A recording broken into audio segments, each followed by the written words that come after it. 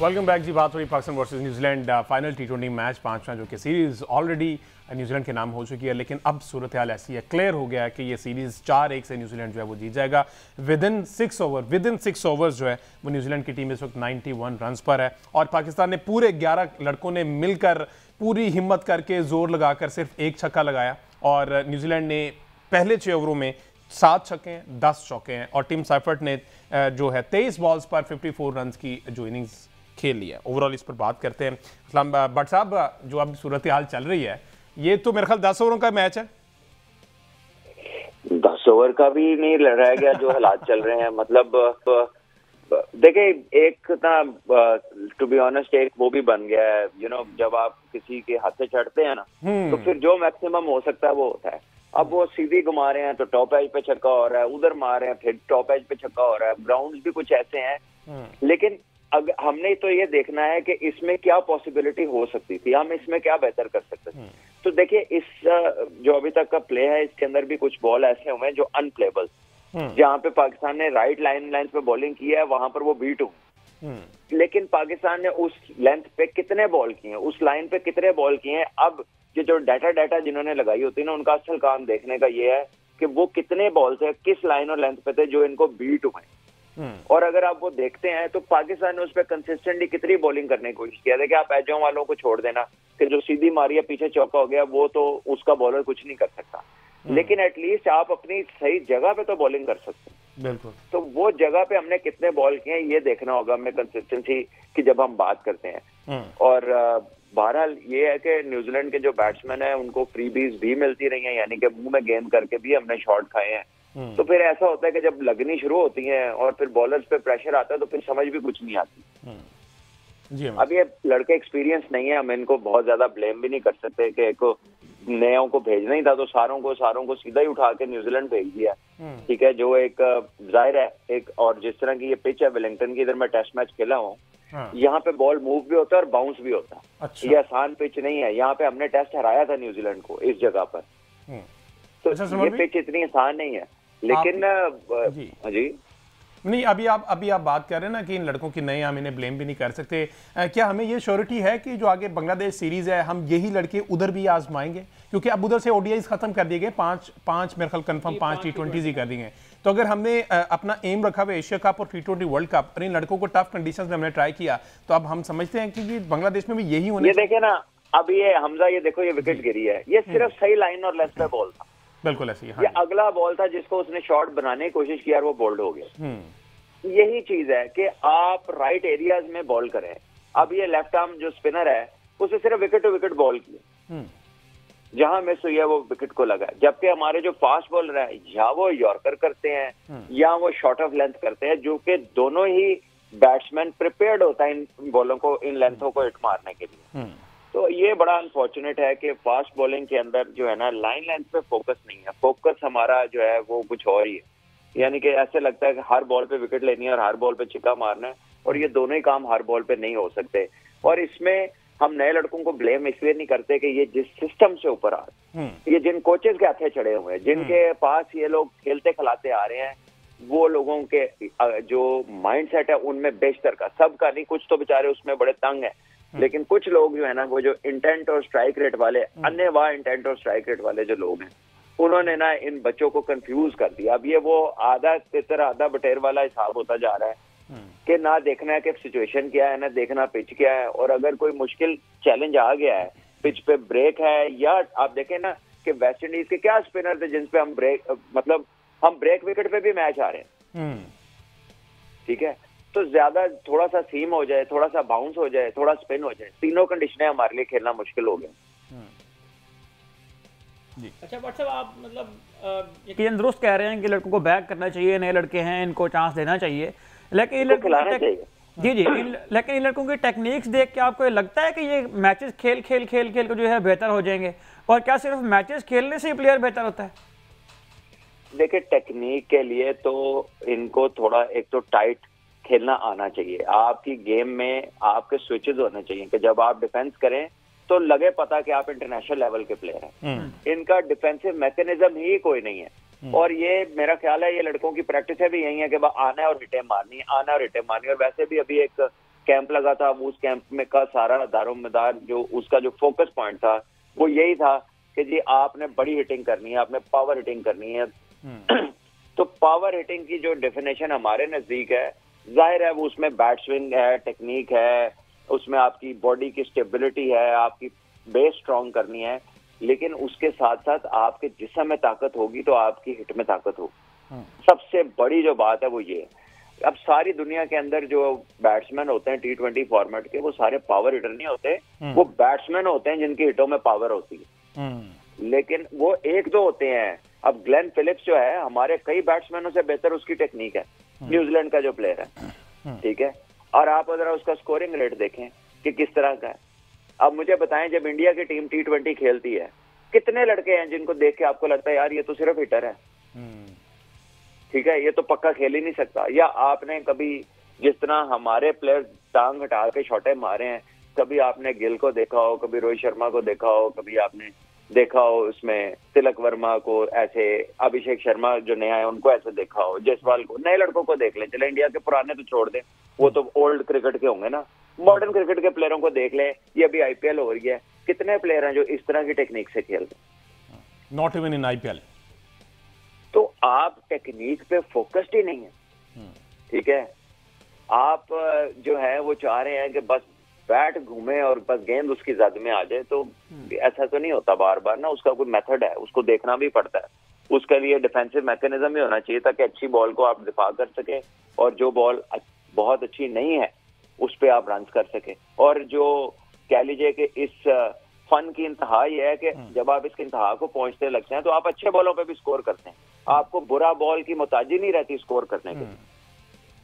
लेकिन भट्ट साहब, ये जो चीजें हैं ये सारी नेशनल टीम में आकर तो ठीक नहीं ना होंगी। ये तो फिर देखना पड़ेगा कि अंडर 13 में, अंडर 17 में, अंडर 19 में कोच बच्चों को क्या सिखा रहे हैं। बिल्कुल देखना पड़ेगा। बात तो घूम के वहीं आगे पाथवेज की जो हम कर रहे हैं, आपने खुद ही कर दी। ये पाथवे की जब बात करते हैं तो पाथवे किसको कहते हैं? अंडर 13 को, 15 को, 17 को, 19 को। ये वो उम्रें हैं जहाँ पे बच्चों की टेक्निक्स बनानी है, उनकी डेवलप करनी है, आपने समझ गेम की, आपने उनकी मूवमेंट्स डेवलप करनी है, गेम की परसेप्शन, पिच की रीडिंग, रिस्पॉन्स डेवलप करना है। हम लोग पहुंच जाते हैं पाकिस्तान टीम तक तो पता चलता है सारे को कम होना है। अच्छा, आपने पाथवेज की बात की सलमान भाई, ये अब्दुल समद किस पाथवे से आए हुए हैं? क्योंकि इनिशियली हमें लगा कि इनमें ये कैलिबर है, पोटेंशियल है, लेकिन ये इंटरनेशनली आके जिस तरह से इन्होंने खेला है, बिल्कुल ही ये तो जीरो पे नजर आ रहे हैं और कोई परफॉर्मेंस उस तरह की है नहीं। ऑन व्हाट बेसिस ये सिलेक्ट हुए प्लेइंग 11 के लिए? देखिए, परफॉर्मेंस तो बिलाशुबा इनकी कोई ऐसी खातिर खा है नहीं, सिलेक्ट जरूर हो गए। इन्होंने 150 की थी जो है चैंपियंस कप वनडे में, उसके बाद इन्होंने एक दो अच्छी बारियां ली। देखिए, इनका नंबर ऐसा है कि यहाँ पे बड़े स्कोर्स नहीं मिलेंगे। तो बहुत बड़ा होता है ना स्कोर, वो नहीं मिलेगा। लेकिन ऐसा भी नहीं है कि ये स्कोर ना कर सके, ऐसा भी नहीं है कि ये 2-4-50 नहीं कर सकते थे या 2-3 मैच फिनिश नहीं कर सकते थे। इमर्जिंग एशिया कप में भी इनके पास बड़ा अच्छा मौका था इंडिया के खिलाफ मैच जिताने का। आके इन्होंने 2-3 बड़ी अच्छी हिटें मारी। इंडिया की बॉलिंग भी कोई ऐसी नहीं थी, 120 वाले सारे बॉलर थे, तो उस बॉलिंग को भी ये मैच फिनिश नहीं कर सके थे।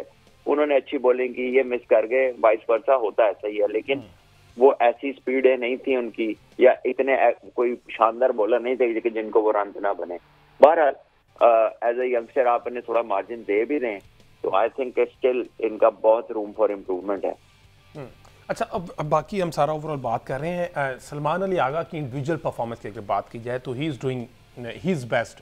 अगर टीम के लिए भी कर रहे हैं, देखें आज भी उन्होंने 51 रन की इनिंग्स खेली, इससे पहले भी वो जो मैच जीते उसमें भी 50, और उससे पहले भी ये कंसिस्टेंट हैं, स्कोर कर रहे हैं। तो आप समझते हैं कि आप जैसे होता था कि एक सीरीज हम बुरे तरीके से आ रहे, सबसे पहले कप्तान बदल दो, तो क्या हमें ज़रूरत पड़ेगी अगेंस्ट बांग्लादेश में कप्तान बदलने की, या फिर हम तहम्मुल का मुजाहरा करेंगे और सलमान के साथ ही जाएंगे? और साथ ये भी बता दीजिएगा, अभी तक जो उन्होंने कप्तानी की है, आप समझते हैं सही कप्तानी इंटरनेशनल लेवल पे उस मेरिट पे कप्तानी है? यार मैं आपको सही बताऊं कि मैं सलमान आगा को इस बारे में ही कहूंगा कि एक अच्छे प्लेयर है, ठीक है, और उनमें पॉसिबल है कि लीडरशिप के ट्रेड्स हों। मैंने उनकी फील्ड सेटिंग नहीं देखी। फील्ड सेटिंग के ऊपर मैं बात इसलिए नहीं करूंगा कि मैं तो सुबह नेशनल T20 से फ्री होकर सोता रहा हूँ, तो मैंने तो ये मैचों के पहले इसे तो देखी नहीं है, कई बार पूरे नहीं देखे, सिर्फ हाइलाइट्स में देखा। हाइलाइट्स देख के आप किसी की कप्तानी के ऊपर बात नहीं कर सकते।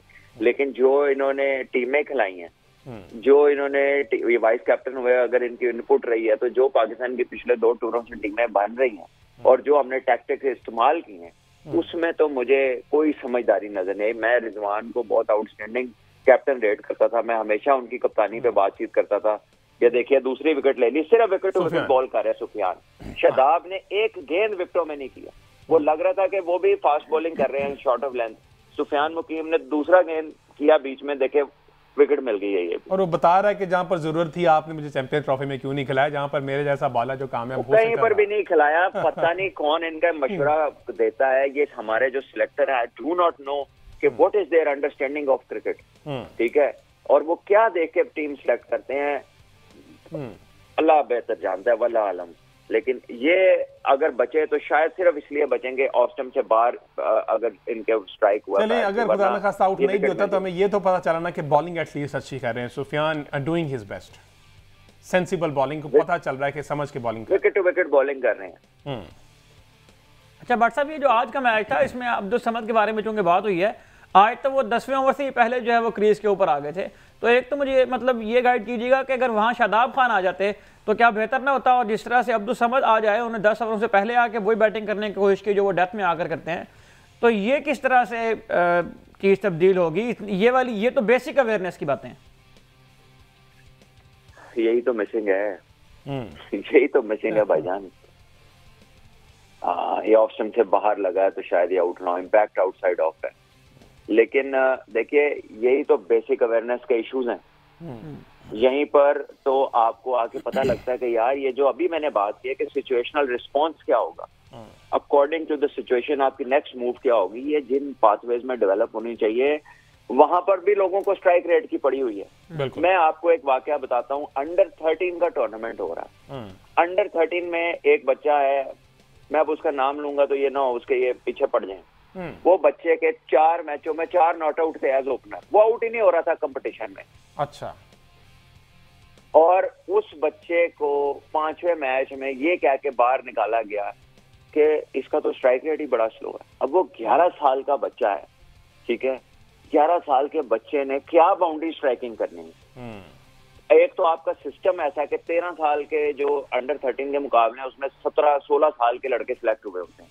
डिस्पाइट के क्रिकेट बोर्ड बड़ी कोशिशें करता है और क्रिकेट बोर्ड जो है वो कह लीजिए कि लेता है रिस्ट एक्सरे भी, लेकिन उसके बावजूद उसमें बड़े बड़े लड़के खेल रहे हो। स्पेशली हमारे एक मखसूस हमारा एक पाकिस्तान में एक सूबा है जिसमें तो लगता है 4-4 दफा उम्र चेंज हुई और वो करा भी लेते हैं, ठीक है। पक्की शेवों वाले जो है वो अंडर 15 खेल रहे हो।